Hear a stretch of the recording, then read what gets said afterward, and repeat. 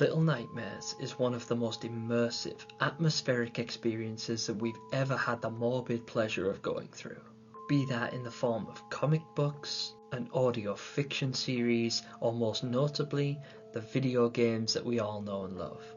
Even we, the audience, have gone so far as to create artworks, fan fictions, stories, theories, and animations of our own, depicting scenarios we would like to bring to life.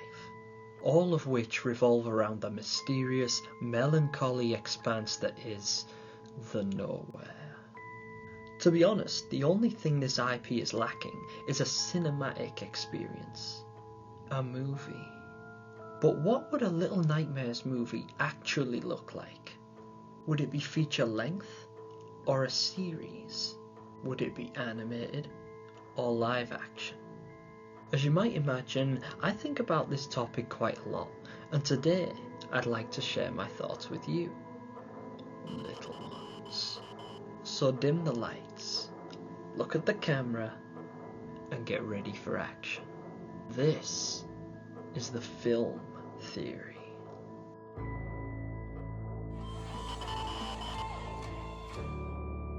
But first, the obligatory spoiler warning. This video will of course contain spoilers for everything across the Little Nightmares universe. That includes all of the games, all of the comics, and all of the lore we know about. I'd also like to give a super massive shout out to legendary Little Nightmares content creator It's Just Jord, without whom I would not be making this series. His link can be found in the channel description below, don't forget to check it out before you leave. Now with that being said, let's open with what the developers have already disclosed about a potential Little Nightmares movie. As usual, details surrounding a potential movie adaptation for Little Nightmares are patchy, with any information being indirect and ambiguous. What we do know is that discussions were had in 2017 between the developers and movie director Henry Selick, who was responsible for curiously comparable works such as Coraline and A Nightmare Before Christmas. During a subsequent and unrelated interview in 2022, when the interviewer brought up the topic, Mr. Selick stated that he did work on the project and believed it to have a lot of promise. However, as is to be expected, he either didn't have further information about his involvement with the Little Nightmares series, or, understandably, he simply chose not to share what he knows in honour of an existing NDA. Regardless, that's all we know about a potential Little Nightmares movie or TV show actually coming into fruition. But what does that mean for the concept in general? Well, Henry Selick's involvement in the project could hint at what style of movie we can expect to see, with his most notable works all sharing his signature stop-motion animation. This could be an excellent design choice, with the eerie, uncanny aesthetic of stop-motion animation easily capturing the janky, sporadic movements of the residents of the nowhere, which I think represents the style we see in the video game rather well, really accentuating just how pseudo-human these characters really are. Like a skinwalker, doing its best impression of a human, but not quite having the finer details down. But as good and obvious as this design choice could be, it's far from the only option. You see, there are a lot of other ways that a Little Nightmares movie or TV show could be brought to life, as has been demonstrated by many creators on this platform, all of whom are far more talented than I. Let me explain. One of my personal favourite ways for any video game adaptation to be represented is in the form of an anime or Japanese animation, like Mortal Kombat, Street Fighter, Pokemon and Digimon. One of the most famous animated movies that I think best represents this comparison as far as Little Nightmares goes is of course Studio Ghibli's 2001 masterpiece Spirited Away. Regular viewers of this channel will have seen me draw these parallels before, and with good reason. The game developers have stated in the past that they were in fact inspired in part by this movie. This is not only made abundantly clear by some of the themes and environments in this movie, but also by the character designs found therein. Looking at some of these concepts, I find it very easy to imagine a Little Nightmares series animated in this style. They do an incredible job of capturing the emotion and vulnerability of the characters, which I believe is invaluable in a show that, like the games, could very well have no dialogue. Plus, how awesome would it be to see Six and Mono mastering their powers in epic anime showdowns with the Lady and the Thin Man? Moving on to our next potential adaptation, and arguably the least popular choice: live action. Now, it's easy to imagine why fans think something would be lost with a live action remake.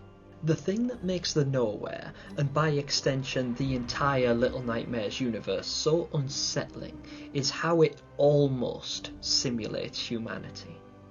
The distorted and warped environments, the disproportionate dimensions of the characters, and the mysterious, ethereal narrative would all be extremely difficult to replicate in live action without compromising some of what makes this franchise so immersive. Now, with today's technology and a reasonably big budget, it wouldn't be too difficult to replicate the aesthetic we're used to. But a heavy reliance on CGI could take a lot away from the pseudo-realism that gives the Nowhere and its inhabitants their eerie vibe. Also, the characters we've come to recognise have very unique designs. Bold colours and simple shapes to give off the impression that they don't belong where they are. By having live actors play our little heroes, they run the risk of diluting their highly recognisable characteristics. I suppose a way around this would be exceptional costume design. But even then, it just seems overcomplicated and too far removed from the source material. Something a live adaptation could replicate really well is the sound design and atmosphere.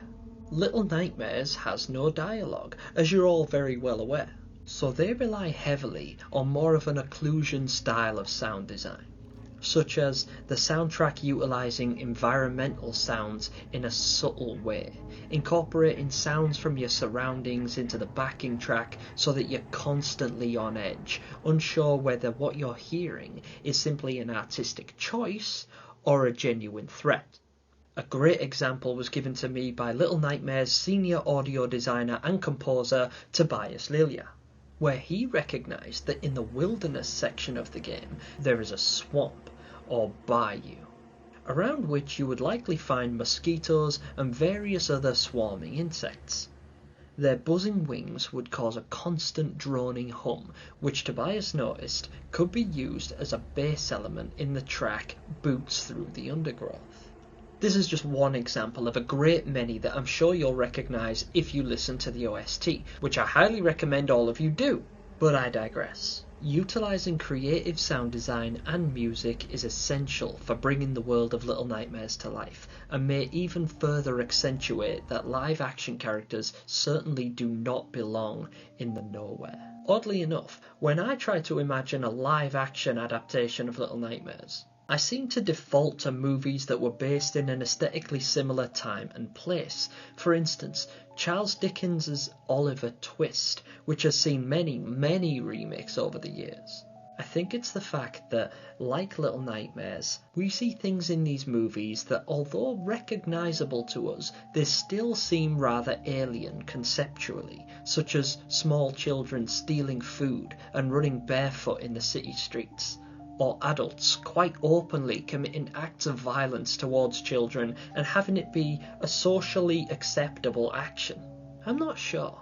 I think there is merit in real-life actors taking on these roles, because I had my doubts about The Sounds of Nightmares, because it of course required the actors to speak, which I didn't think fit with the canon. I was swiftly corrected when I listened to it and found it to be a work of literary art. Obviously, the comics had dialogue, and they have since been struck off as non-canon, and it's quite unusual for something that works well in a comic to translate into live action. But hey, it worked for Marvel, so who knows? Let me know what you think in the comments below. And finally, the last style that I would like to address is, in my opinion, the one they're least likely to use moving forwards, but it can still be fun to explore.